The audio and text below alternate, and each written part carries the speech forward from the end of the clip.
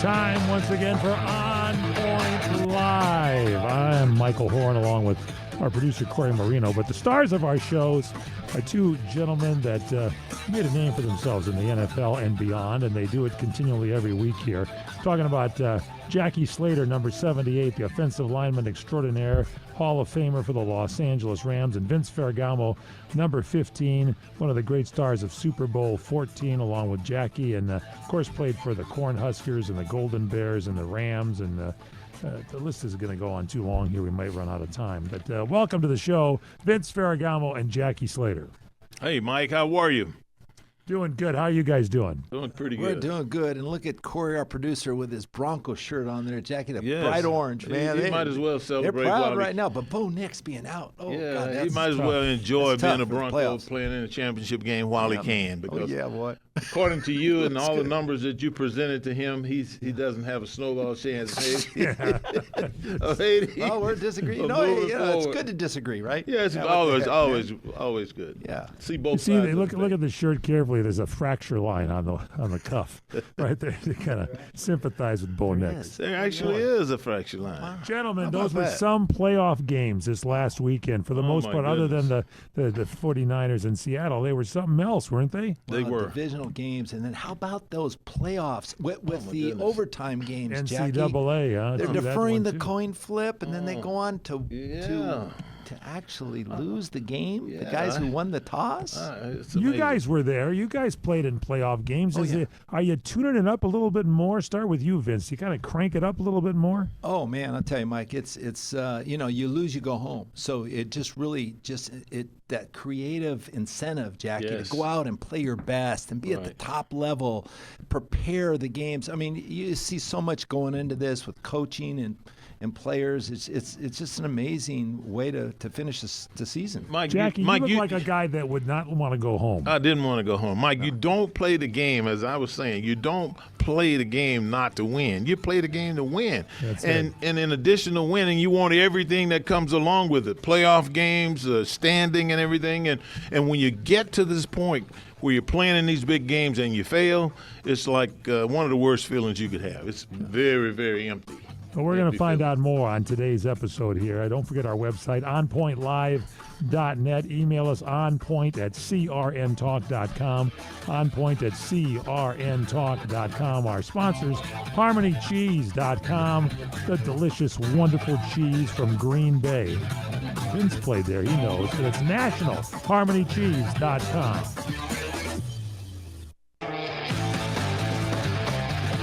Welcome back to On Point Live. I'm Michael Horn along with our producer Corey Marino. The stars of our show, Vince Ferragamo and Jackie Slater. I got to tell you, we had some great games. We want to remind everybody, our sponsor, HarmonyCheese.com, remind you, go to their website, order the cheese. If you're a first-time person at the website, put down the code CRN Talk. You get 10% off your order. That's HarmonyCheese.com, HarmonyCheese.com.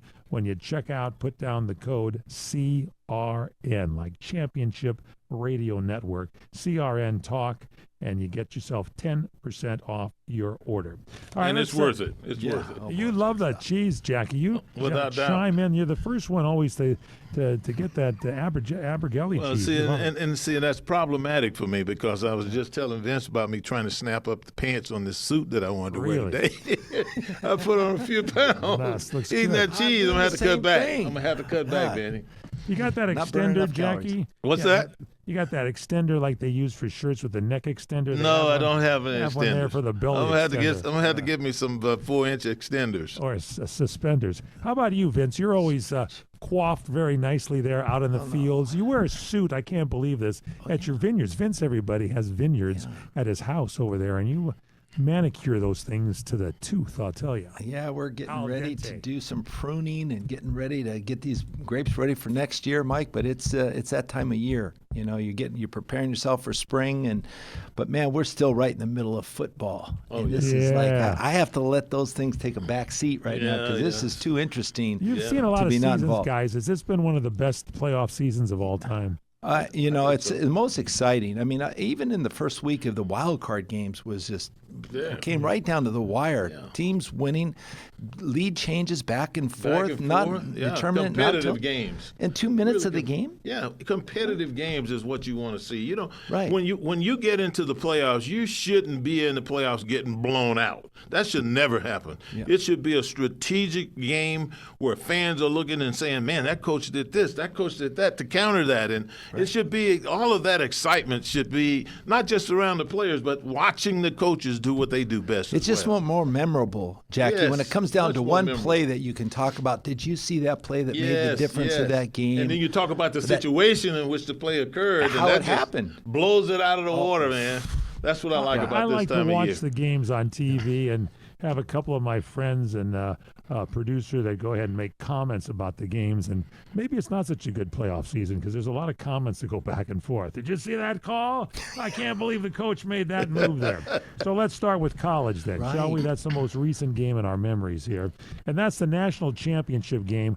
What a game that What a was. game. Indiana 27, Miami 21. What a Start with game. you, Jackie Slater. It was an unbelievable game, and you know, it's just something about leadership to me that I had 5 different head coaches, and to see a leader of men, regardless of what age they are, make decisions and say things and do things that impacts his team is beautiful. I mean, Signetti, I love that guy. I don't know him. I've never met the man, but when asked why would people play for you, why are people coming here, he said, because I win. He said it with confidence, and the guys that playing for him, Vince, many of those guys have been turned down at other places, didn't get scholarship offers, and then even the quarterback won the national championship in his own backyard against a team that didn't even allow him to walk on.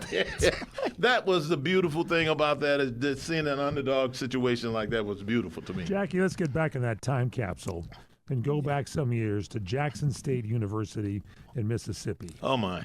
How was your college playing days? Give us the kind of the background.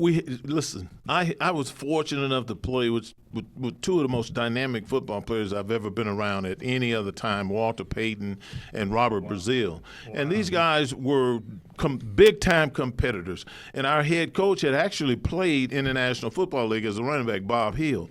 And so when we went against schools like Grambling or Southern or Mississippi Valley State, where Jerry Rice came out of, those were big-time games for us. And those stands, though they didn't have 30,000, 50,000, 100,000 people, they were packed. There was no place to sit. And they meant the world to us at the end of the year when there was something on the line, bragging rights or an opportunity to be the champion, the SWAC champion or the co-champion. And that's what it was. We lived for those type of games, and our opponents did too. And that made for some very, very special football and great memories for me, Vince. Let's get over to number 15, Vince Ferragamo, because, Vince, I want your thoughts on this most recent game, but let's go back in the time machine. You played on the Golden Bears and the Nebraska Cornhuskers. Those are fighting words if you go into Oklahoma, let me tell you right now.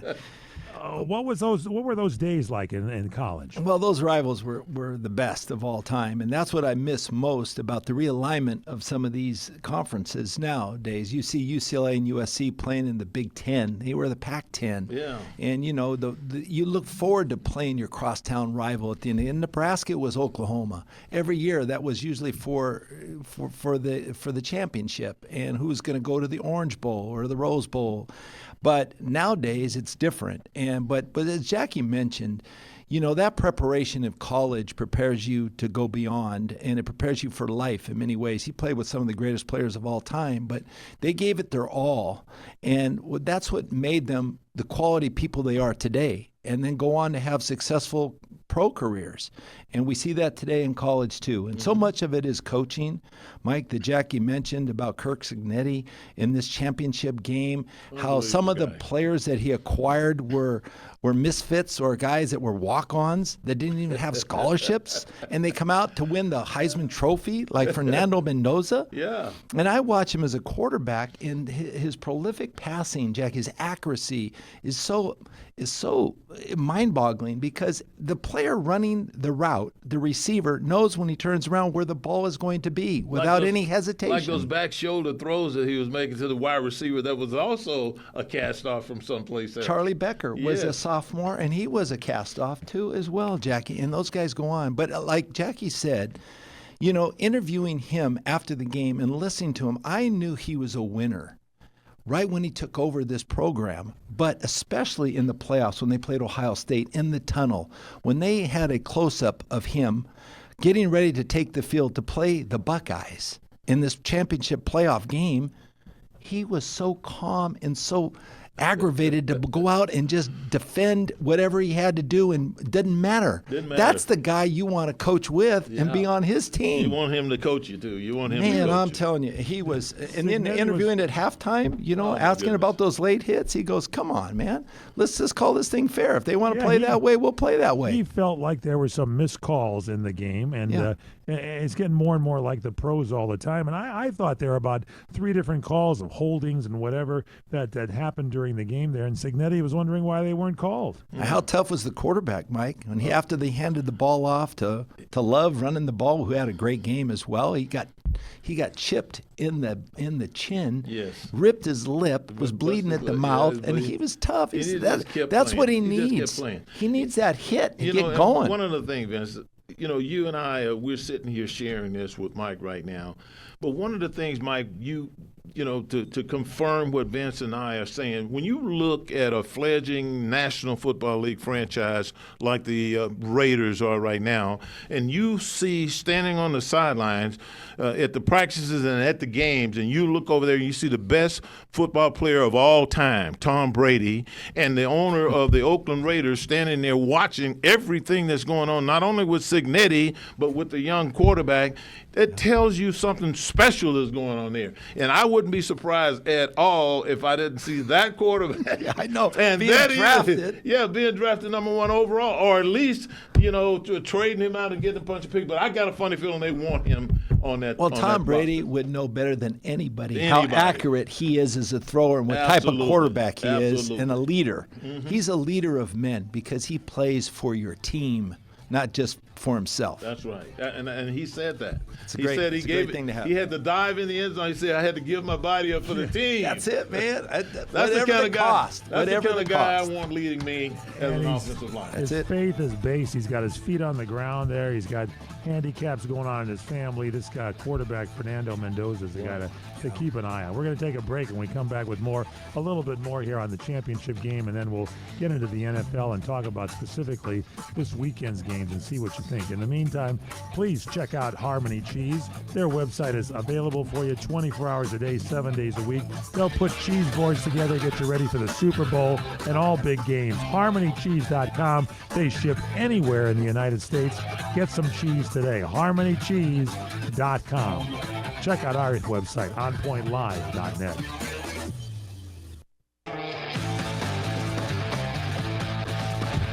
Welcome back to On Point Live. Don't forget, Harmony Cheese, our big sponsor. We want you to get to their website, harmonycheese.com.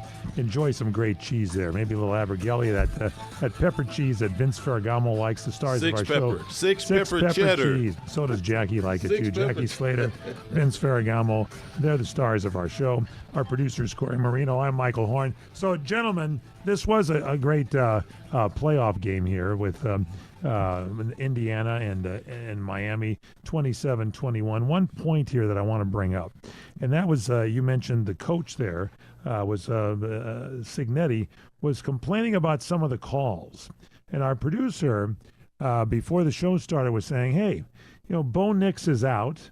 What happens with the quarterback for Seattle, Sam Darnold, if he gets injured and can't play? Will calls go a different way for a different team to make the Super Bowl look a little better than it could be if you had backup quarterbacks?" Your thoughts on that, Vince Ferragamo? That's a bizarre theory.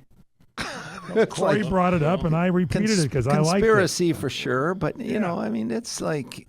like who shot JFK? I mean, we're talking about this kind of stuff because people bet the games. Did you hear the word that he said, Vince? What's it? He said there's a lot of money going on. Now, first of all, Mike, let me answer that question by saying this. I would like to think, in my history in association with the National Football League, the unscrupulous behavior that you just described would never come to be a reality. And I would be the same. I remember at the end of my career, one of the first jobs I got was with ESPN, and I was offered an opportunity to stop through Dallas to do a fantasy football show at that particular time, and I would have made a significant amount of money to do it. I was excited about it, but I was denied the opportunity to do that because it was so closely related to gambling. Yeah. Now, gambling has become a reality in the National Football League now, and I think that with the National Football League, with everyone that's participating in this, all of these former players and everything, there has got to be an understanding. There has never can be any claims of cheating or fixing or any of that going on. Because if they do, it's going to end what we're seeing right now with the gambling part of this business. Hold on a second now. Yeah. Let's look at basketball and a little point shaving that's been going on here recently. Well, an investigation's been going on there. Your thoughts about that? Not only has it been going, the investigation been going on, but they have been coming down very hard on the people who participated in these felonious activities. Yet there's no way you can enjoy these games and allow betting to go on and have cheating at the same time. To me, it just the whole system would collapse, and that'd be the end. Yeah, Jackie, you can't lose the credibility of the game. Absolutely. Because the most important thing for owners and everyone to acknowledge is the fact that you need to continue to put the best product and a good product on the field or on the court so that you can buy tickets to go watch the game. Right. If you lose that credibility, it'll all become a disaster. Yeah, it'll become a disaster. I mean, you got to be very careful what you do. So for anyone that would think that ownership or anyone in administration at a team would deliberately go and build their interests into the reality of gambling, that is unfathomable to me. Having played in the NFL as long as I did, and they want to keep these games. They're going to do everything they can to keep these games fair and keep the referees above board at all times, because the first time something like that happens, then we got major problems in the sport, and certainly with the betting part of it. This was your NFL game day announcer. It was 46 years ago this week that an amazing producer, Corey Marino, was dressing to go to a Super Bowl game. How about that? Corey, what did you say, and what did you say? So, January 20th, 1980, for Super Bowl 14, the Rams unfortunately lost to the Steelers, 31-19. But these two gentlemen, these fine gentlemen right here, played in it, and we're in that season, so it was breaking news. 46 years ago, Vinny. 46 years ago, I was in my fourth year. You were in your third. That's it. I was in my first year as a starting right tackle, and you had come off the bench about midway that season and passed us actually directly into the playoffs. Man, we were a together team, though. Yeah, we were. we were. And 46 years. I'm in my third rocking chair and a shawl, I'm telling you right now. What was it like, Vince? What was it like, Vince Ferragamo, Jackie Slater? Start with you, Vince.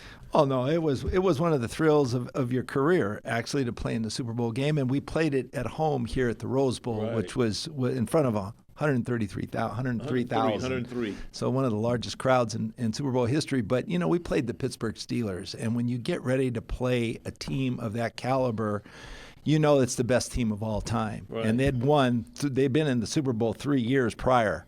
And so it was we were a young team. We were well mixed. We had a great defense, a great offensive line. We had a team to actually pull it out. We had the lead in the fourth quarter, didn't we, Jackie? But we didn't get the breaks. With 11 minutes to go in the game, we actually had the lead. The thing that I remember was how fast that game went by. Yeah. Because I'm walking to the line of scrimmage, and there's L.C. Greenwood, the great Pittsburgh Steeler. And Mean Joe Green. Joe Green sitting right next to him, and I got to do blocking with Dennis Hare and combination blocks and one-on-one blocking. I'm telling you right right now that I was a nervous wreck going into that game. Didn't settle down until the first contact, Vince, and after that I was in my element, and I'm saying, okay, this is just football here. When we ran them over with Cullen Bryant scoring that first touchdown, that gave us the belief that right now let's go get these guys. We had some good movement at the point of Wendell attack. Tyler making some great runs back Tyler there. And Lawrence McCutcheon throwing the touchdown to pass. Ron Smith. Yeah. Ron Smith. Oh, actually, Vince did not throw the first touchdown pass. Our halfback,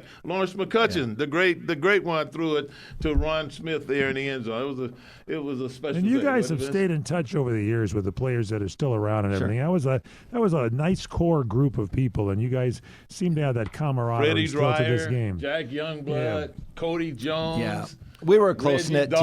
Yeah, Hacksaw Reynolds, Jim Youngblood, Brzezinski, Pat veterans. Thomas. The list goes on and on, man. Yeah. Rod Perry, Dave Elmendorf. I mean, we veteran had some guys. Players, young players. We had a great mixture. Rich Saul. We had some guys. I'm telling you right now. We had all some available great for leaders. Substitution if needed this week. Let me tell you. Now let's get into your Rams because they are going to be playing this weekend after their big 20-17 win over the Bears. What a game. It looked cold. The next day, I saw a weatherman out there in Chicago on Lake Michigan. It was something like 6 degrees. I don't know if it was that cold during the actual game because they kept that field in pretty good shape. I don't know if they got heaters on the field or whatever, but that was a crazy game. It really was. Again, Jackie, determined by the defense. I mean, so many of these games have been influenced by how well your defense plays in critical situations.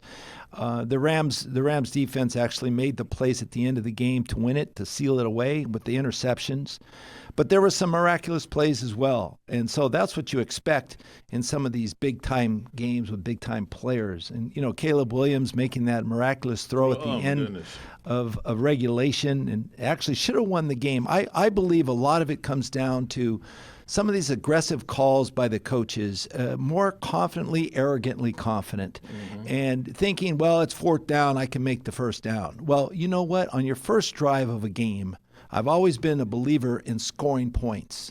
I've had my chance on 3rd down. If I come up short, let's kick the field goal. Let's put points on the board. 2nd time down, I get 4th down. Oh, I might go for it then. But I need to get points. And I think if they would have kicked that opening field goal, they would have won the game at the end of the game. So the Rams, rather be lucky than good, walked away. And, after that overtime drive, 3 and out, I thought the Bears are moving the ball down the field. But it didn't look good for a while, quite a while. Didn't work out. Sean McVay, I've read recently where he is kicking himself for not calling a better game than he did. And he said he'd be better, and he always has backed up what he said. He did a great job of preparing the team to go in there and deal with the cold weather. I didn't see a whole bunch of guys bundled all up like they were freezing and all of that. I saw guys coming out with their sleeves out. I'm sure they were warm underneath, but they had no sleeves and they could move. They were guys moving around. I didn't see any problems with that at all.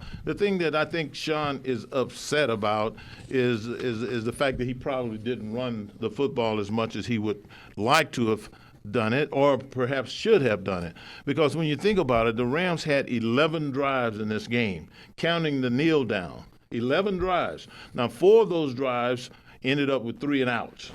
And then 4 of those drives ended up with 6 yards or less. Okay? But the 2 scoring drives, which was the first drive of the game and the first drive in the 4th quarter, they rushed the ball 4 times for 18 yards in that first drive. They scored a touchdown. And then in that first drive in the 4th quarter, they ran it 7 times for 29 yards, and they scored a touchdown. So if there's anything that he's probably regretting, it has been the thing that I have said all along with him sometimes, that he gets a little bit happy and a little bit carried away with his ability to come up with unique routes and unique schemes against the way they play their defenses to hurt them in the passing game. And, you got to do that. I appreciate that about him. That's special. But there ain't nothing wrong with ever hitting a defensive lineman right in the lips and knocking him off the football and making him respect that running game as well. I'll always feel that way about that. Mike, Jackie's always been a firm believer in the running game, but I think Sean McVay made the right decisions most of the game. The only thing he should have made Chicago pay for their blitz. earlier in the game because they were having success with it and throw those side adjustments. But you know what? Ben Johnson didn't make the right decisions at the time that it mattered. And that design for that interception was to the wrong players. It was a wrong design play. And that's what hurt them in the end, and that's made the difference in the game. Grab yourself some Harmony cheese and mull that one over, because we're going to take a quick break. When we come back, we hope you have your order in at harmonycheese.com. Don't forget to email us onpoint@crntalk.com, onpoint@Championship Radio Network, crntalk.com, and go to our website, onpointlive.net. This is On Point Live with Vince Ferragamo and Jackie Slater. We will return. Stay right here with us.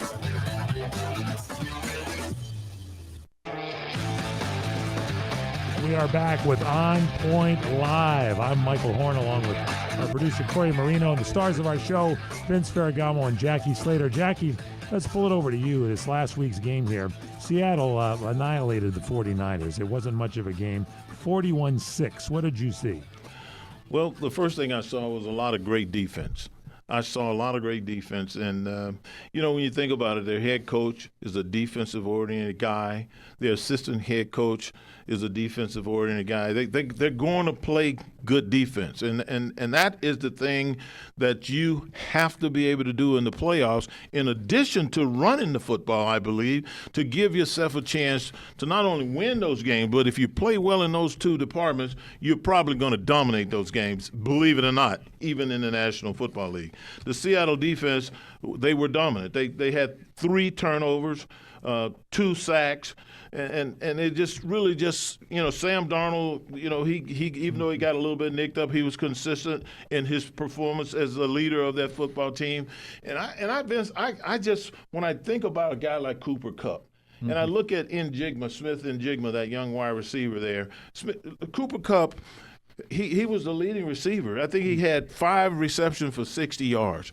Now, not only is this guy still capable of making big-time plays in big-time games, but he has helped that passing game up there, so much so that it concerns me as the Rams get ready to play the Seattle Seahawks. It concerns me because Cooper Kupp knows as much about the way Sean McVay thinks as anybody. And if Sean McVay gets away from the way he thinks, and Cooper Kupp is not able to take advantage of him, he's probably going to be playing at his weakness. He's probably going to be doing things that he's not comfortable with, that he hasn't done successfully the whole time. So this game for me is going to be I can't wait to see it, because I know what Cooper Kupp brings to the table, just like I know what Sean McVay brings to the table. Vince, what do you think? Well, Seahawks in their last 2 games against the Rams, no sacks on the quarterback. Not a one. And they've had 46 sacks on all the other teams. So if they expect to win, they're going to have to pressure the quarterback. And you have the defensive head coach, who's defensive-minded, Mike McDonald, Leslie Frazier. These guys have putting together a really important defensive package that they have the defense to do it. And this is the team to beat, to go to the Super Bowl. And the Rams know it. The Rams, luckily, are very familiar with the Seahawks, and they play well in Seattle, right, except the last time they didn't win up there. Right. But historically, they played well in Seattle. Yeah. So it's going to boil down to mistake-free football. What other team is going to be able to take care of the football? And I think Sam Darnold is going to have to get the ball to his receivers. And Cooper Kupp, as you mentioned, Jackie, gives them an extra added bonus when it comes to planning and attacking the defense. He's been with this team. He knows it, and it's going to really enter into this. That's one other thing before we move on from here, is that you and I have known all of our lives. We played with the dynamic Henry Ellard as a punt returner. We played with the dynamic Ron Brown as a kickoff returner. Guys who went to the Pro Bowl simply because they were punt returners and kickoff returners. Well, this guy Rashid Shaheed, he opens the game with a game-opening kickoff return. And if you remember, he had a punt return in the game where they beat the Rams the last time for a touchdown. He's electric, Jackie. When we talk about the 3 phases of the game, Mike, offense, defense, and special teams. Right now, when you think about an offensive plus, you have to look at the Seattle Seahawks and Shaheed as an offensive plus. And not only him as a returner, but the guys that are supporting him, because they all know that if they get their blocks made, this guy can take it all the way. Well, the Rams are kind of battle tested here. They're the number 5 seed going up against the number 1 seed, the Seahawks. And it's going to be played in Seattle. They're pretty noisy up there. What do you see for the championship game this weekend? Well, that's, you know what, the special teams has been vital in a lot of these championship games that we've seen in the past, with block punts, with block field goals, with interception returns, these kind of plays. And, you know, Seattle is that type of team. So they have the best special teams in football. And so the Rams are going to have to make up for it with their offense and their defense. With That's their all offense, I can see. Especially with their offense, because, you know, they got to score points. But, Vince, you know, the things that we always say is that, you know, you got to be good in all 3 phases, offense, defense, and, of course, special teams. Right. But you also got to be able to run the ball. Yeah, you also have to be able to have a high third down percentage completion to support that running game, and you got to be able to stop the run. They don't have Charbonnet, though, Jackie. Is that going to hurt the Seattle Seahawks a little bit? I think it's going to be critical, but they got other guys. They got backups. Yeah, they got Kenneth Walker, and they got another backup. And not only that, Vince, the thing that concerns me is they're not always throwing the ball 15 to 20 yards down the field. They're dinking and dunking the ball off. They're just concerned about getting the first downs, kind of like what Sean McVay does. And to me, this is the biggest challenge I think the Rams could have in the postseason.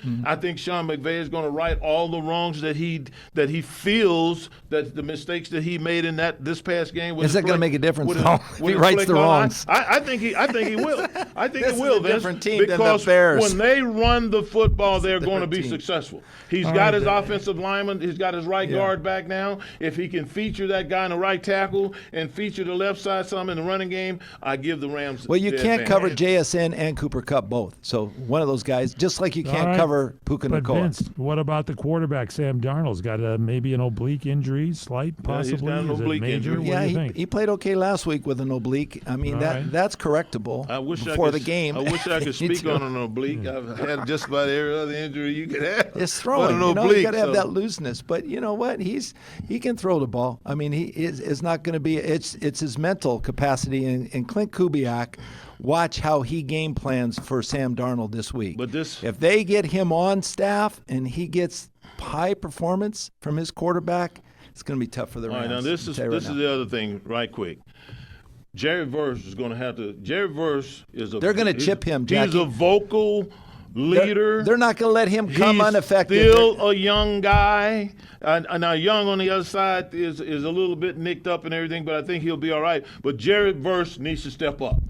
He's going to have to run past 2 guys every time. I don't care. They can't double him every single time. And they're going to have to. And if they do, some of these other guys on the inside are going to have to come up with some.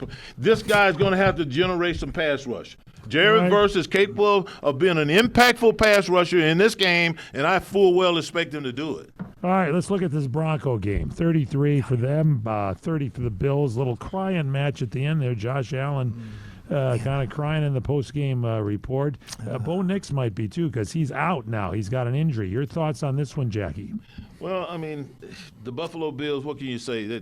You turn the football over 4 times, you don't have a snowball's chance in Hades of winning the ball game. I don't know why he was taking it so hard, because they turned the football over. I knew he was aware of the fact that, he can't be turning the football over. But some of those turnovers, Vance, especially the fumbles, he was trying to make plays like he has all the time. He just didn't secure the ball. So I can understand, his frustration. And that was the thing that was disheartening to me, to see him, because this was his legitimate shot at getting to the Super Bowl and perhaps winning it, because for the last 2 years it's been the Cincinnati Bengals and the Kansas City Chiefs. He can't get past those 2 quarterbacks, and this was supposed to be his year, and then look what happens. Boom, he gets nipped in the bud.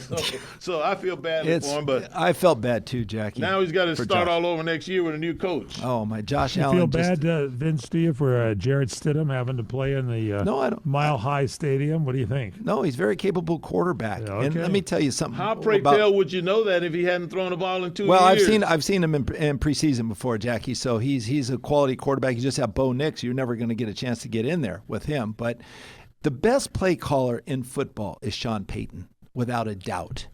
He's the best, most prolific play caller there is. In that first drive against Buffalo, there was nothing that you could stop. Every play was designed perfectly at the right time, with the right motion, the right formations. Nothing was repetitive. Basic formation to run the football. His running game has been very good this year, and it's the reason why Bo's played so well. But they're not going to have Bo Nix in this playoff game against New England.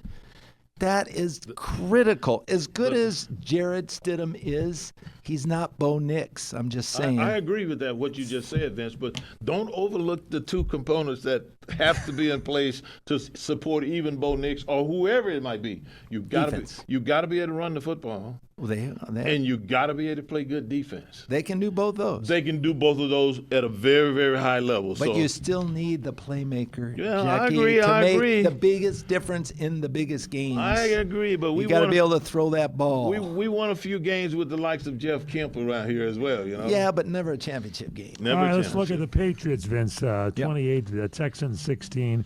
You like that Drake May? He seems to be good going into the weekend here. Let's talk about this game first, and then look at the matchup between the Patriots and Denver. Well, again, coaching is critical in these games. DeMeco Ryans done a great job with that defense. For the Houston Texans, they were ferocious. They came in and knocked them every way. They did, and they kept him in the pocket until at the end of the game they started to roll him out a little bit and do a little dashing and roll, which got him away from that pressure. But he's capable of doing anything. And Josh McDaniels and Mike Vrabel deserve a lot of credit, Jackie. They've turned this team around from a 3-14 team to a 14-3 team in the playoffs, ready to go to the Super Bowl. With defense first, then offense, then correcting the quarterback and correcting his mistakes and developing him along the way with players you don't even have never heard of. The only one you can hear of is their wide receiver. And so Diggs. And so, we're at the point now where, mistakes are critical. But again, making plays when you have to, that's where it's all at. That's where it's all at. So, Jackie, you're looking ahead to the AFC Championship game this weekend. You got number 2 Patriots going up against the Broncos in Denver. Bo Nix is out. Your thoughts? Well, this was the issue that we were talking about earlier, where we're going to have to be watching, the officiating because of perhaps some unscrupulous, dealings, because they want to handpick who's going to be playing in the championship. I disagree with that. I don't think we have to worry about that. I think that what we're going to see is two teams putting their best foot forward with the people that they have in place to do their job. I remember, Vince, having played with 21 different quarterbacks. I remember the good coaches that I had over the years, and one of the guys that come to mind is Ernie Zampese, who many people feel like is the father to much of what's going on in the passing game in the NFL.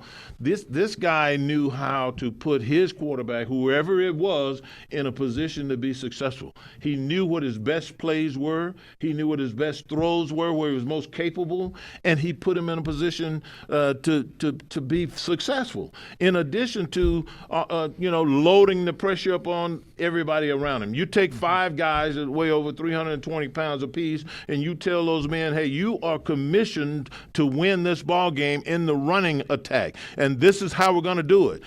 And you lay out a nice rushing attack for those big guys up front, and I can tell you, they respond. And if you want anybody responding to try to win football games, you want 5 300-plus pound men all headed in the same direction, and you can win games that way. Well, you got 30 seconds to tell us what your thoughts are. I feel sorry for Josh Allen because he missed 2 passes that he's never going to gain any sleep over the next 6 months.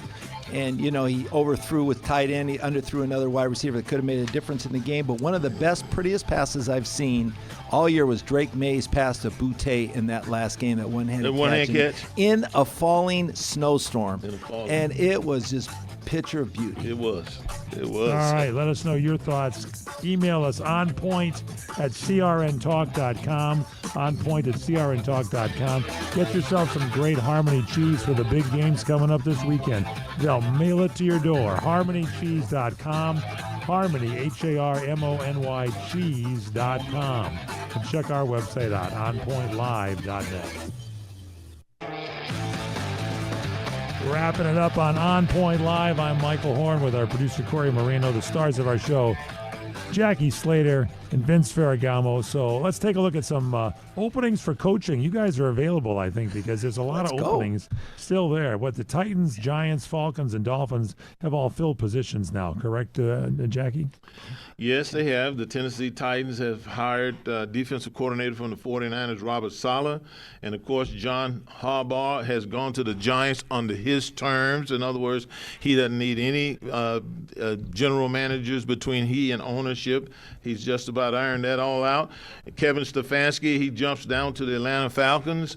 And then Jeff Hafley, who is going to be the head coach of the Miami Dolphins. Never been a head coach before, but he was just an outstanding defensive coordinator at Green Bay, and the new general manager there has brought him on. So it's going to be interesting to see how he works out down in Miami. Vince Ferragamo, what do you see? Who's going to go to some of these other teams? The Bills, Steelers, Ravens, Browns, Cardinals, Raiders. Well, there's 10 different coaching changes this year, probably the most in NFL history. And 6 of them weren't even finished. Right, I know, but who are the coaches that always go somewhere else? It's either the San Francisco 49ers or the LA Rams, right? That's right. And now Robert Saleh is back coaching, a head coach, and the season's not over for the Rams yet. So wait about Mike Shula. Yeah. I mean, there's other coaches that are lined up. They're waiting to see what happens. The pass game coordinator, Shieldhouse, is the short man. That's short another on the short one. list for people. That's right. He's another player, coach. So, I mean, there's so many changes, Mike. And, you know, the last unfortunate thing, the last 2 MVPs that have won the quarterback MVP for the NFL, they lost their head coach this year, John Harbaugh and Sean McDermott. Wow. All right, time for Handicapper's Corner. We got a couple of games going up at noon this weekend. You got Denver being played in Denver and New England. What do you think, Vince? Well, you have Mike going to get Sean and Mike going to get Sean. So Mike McDermott, not Mike McDermott, but Mike Vrabel, I think is going to win that, New England. And I think Mike McDonald's going to beat Sean McVay. Well, I'm going with the Mikes. I'm going with New England simply because they're going against a team that doesn't have a starting back that has played in a while. I like New England, Corey. Corey obviously I'm going with the Broncos. He likes the Broncos. Yeah, Rams, Seattle at 3:30. Jackie, who do you like? Absolutely. The Rams are going to go up there and thump them real good. I'm with you, Vince. Well, you're with me, too. Okay, Mike. Well, we're going with the defense. Right? McVay's going to right all the wrong. I'm going with the Rams. All right, there we have it. Good stuff. Don't forget HarmonyCheese.com, our sponsor. Want to remind you something we always say here when you're talking to somebody. And what is that, gentlemen? Stay on point. Point.